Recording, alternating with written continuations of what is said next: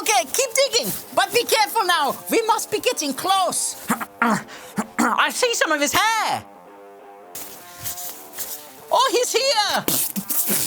Oh, thank you so much for saving me. I thought I'd never get out. What happened to you? You won't believe this. So, you know I've come on this ski holiday as my honeymoon, but my wife couldn't make it. Yes. Well, I'm terrified of skiing, but I'm hoping there's still a chance that Nadia might be able to make it out here for the end of the holiday. She might get eliminated from Strictly Come Dancing Sweden, you see.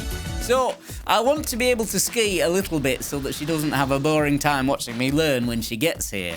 I've hired a ski instructor and I went out for my first lesson. He got me hooked up with some skis and I was about to try and put them on when the ski instructor sneezed. He's got a bad cold, you see. It gave me a mighty fright. Whoa! I don't like loud noises.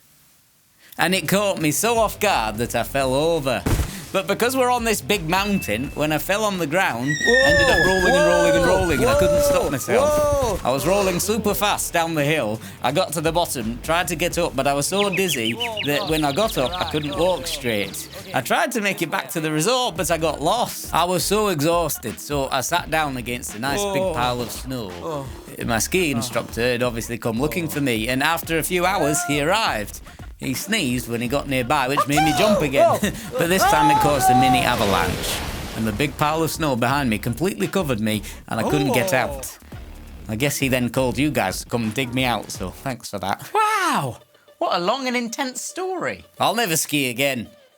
I'm going to spend the rest of my time here in the hotel room, wrapped up in my duvet, eating, watching Cars 2, and crying occasionally. Well, there's no need for that. I'll just tell you God's technique to destroy an army. I don't want to destroy an army. That would mean going to war. No. God's technique to defeat an army is the same technique we can use to defeat our worries. Would you like to learn how to defeat worries? Yes, I suppose. What about you, Coastline Kids? Great! Let's look at the big moment when Gideon and his 300 men defeated the loads and loads and loads of Midianites. Budget Bible bits!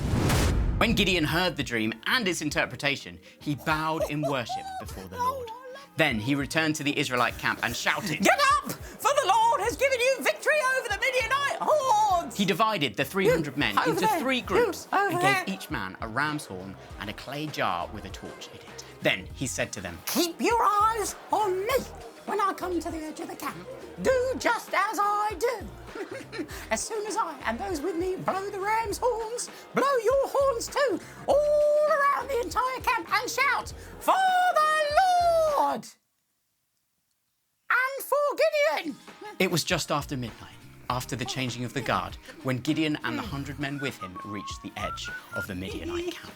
Suddenly, they blew the ram's horns and broke their clay jars. Then all 3 groups blew their horns and broke their jars. They held the blazing torches in their left hands and their horns in their right hands, and they all shouted, "A sword for the Lord and for Gideon!" Each man stood at his position around the camp and watched as all the Midianites rushed around in a panic, shouting as they ran to escape. When the 300 Israelites blew their ram's horns, the Lord caused the warriors in the camp to fight against each other with their swords. "Who are you? I'll get you! Take that! Yeah, he's dead!" "Oh no, Dave!"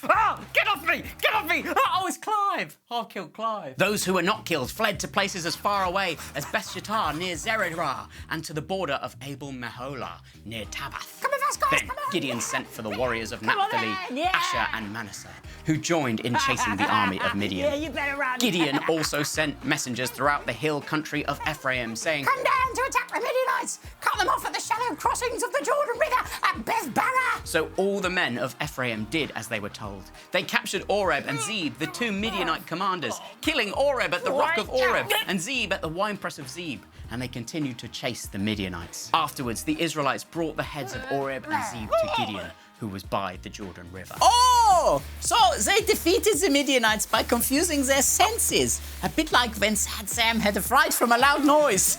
They used loud noises and bright lights to startle the Midianites and get them to attack each other instead of the Israelites. And we can actually do the same thing to destroy our worries. Picture the scene in your head.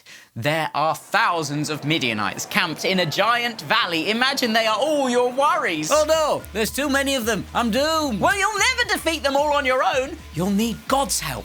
We can use our senses, just like Gideon played with their senses against them, by using a technique that I'm going to teach you. So God will help us destroy our worries by getting our worries to turn on each other. How many senses do we have? 5. Sight, smell, hearing, taste, and touch. That's right. And destroying our worries is as easy as 5, 4, 3, 2, 1. Counting backwards. We're going to tell Jesus what we can see, hear, feel, smell, and taste. And as we do this, it's going to help us to forget about our worries and enter a calmer space. Yeah, sounds good. Let's give it a go. 5, 4, 3, 2, 1. Here we go. Sad Sam, you're going to say some of them out loud, but Coastline Kids, I want you to join in too. 5 things you can see. Look around the place that you're in and tell Jesus 5 things that you can see. Tell him the detail. What colours are the things you can see? What texture are they? How do they look like they'd feel? Jesus, I can see the cold, powdery white snow. Jesus, I can see trees with big, thick branches. They're all green and that. Jesus, I can see some hard rocks just over there. Jesus, I can see mosquitoes. They're smooth and long. And Jesus, I can see the plastic spades that Michael and Martin used to dig me out. 4 things you can hear. Listen up and tell Jesus 4 things you can hear. It might be the sound of pipes and water trickling, or the wind, or people talking, or sort of tapping noises. 3 things you can feel. This might be tricky. Maybe it's the clothes on your skin. You can feel them sort of against your skin, or the solid floor under your bum where you're sitting, or you might put your hands out and feel the coolness of the floor, or the softness of your hair, or wherever you are. Okay, 2 things you can smell. What can you smell? And finally, 1 thing you can taste. Are there any lingering tastes in your mouth? What can you taste? Jesus, I can still taste faintly a little bit of toothpaste in my mouth from when I brushed my teeth this morning. Excellent.